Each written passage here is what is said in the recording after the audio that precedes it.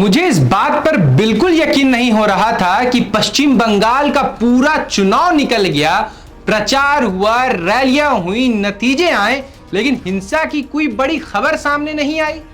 मतलब ये वही बंगाल है ना। इतिहास में शायद पहली बार ऐसा लग रहा था कि आजादी के बाद से लेकर अब तक पश्चिम बंगाल में कोई ऐसा चुनाव हो गया जिसके बाद लोग टीवी खोलकर ये ना पूछ रहे हो आज कहां बम फटा, किस बूथ पर कब्जा हुआ, किस कार्यकर्ता की हत्या हुई। एक अजीब सी शांति थी, लेकिन उस शांति में डर था, खौफ था। लगा कि चलिए शायद लाखों सेंट्रल फोर्सेस की तैनाती सच में काम कर गई है, शायद इस बार लोकतंत्र ने डर को हरा दिया है, शायद इस बार बंगाल बदल गया है। लेकिन फिर 6 मई की रात आई और खबर आती है कि शुभेंदु अधिकारी, जो भाजपा के अगले संभावित मुख्यमंत्री हो सकते हैं, उनके पीए की हत्या कर दी गई है। बस फिर अचानक याद आ गया कि हम अभी भी पश्चिम बंगाल की ही बात कर रहे हैं। और सबसे दिलचस्प बात यह है कि चुनाव के दौरान जिस तरह की भाषा सुनने को मिला, वो किसी लोकतांत्रिक मुकाबले से ज्यादा एक खुले राजनीतिक अल्टीमेटम जैसी लग रही थी। अभिषेक बैनर्जी खुले मंचों से कह रहे थे कि 4 मई के बाद अमित शाह बंगाल में खड़े नहीं हो पाएंगे, बीजेपी के नेता बंगाल में टिक नहीं पाएंगे।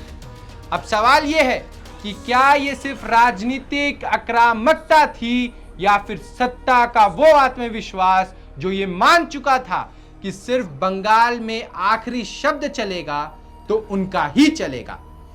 और जब उसी माहौल के बीच विपक्ष के सबसे बड़े चेहरे शुभेंदु अधिकारी के बेहद करीबी व्यक्ति की गोली मारकर हत्या हो जाती है, तो यह सवाल और भी गंभीर हो जाता है कि क्या ममता बनर्जी के हार के बाद इस्तीफा ना देना कहीं ना कहीं लोकतांत्रिक जवाबदेही के खिलाफ खड़ा होना तो नहीं है? क्या सत्ता की तरफ से लगातार आने वाला आक्रामक रवैया जमीन पर समर्थकों को यह संदेश तो नहीं दे रहा है कि जो करना है कर लो, सत्ता तुम्हारे साथ है, जबकि अब तो उनकी सत्ता भी नहीं है? क्या यही कारण है कि बंगाल में राजनीतिक हिंसा की हर घटना के बाद डर कम नहीं होता है, बल्कि और गहरा हो जाता है? और आज का ये सबसे बड़ा सवाल है, क्या बंगाल में लोकतंत्र सिर्फ चुनाव जीतने तक सीमित रह गया है, या फिर आम जनता को बिना डर के जीने का हक है भी या नहीं? बहुत बहुत शुक्रिया। आप सुन रहे थे तलहा इमरोज खान को द वार्तालाप पे।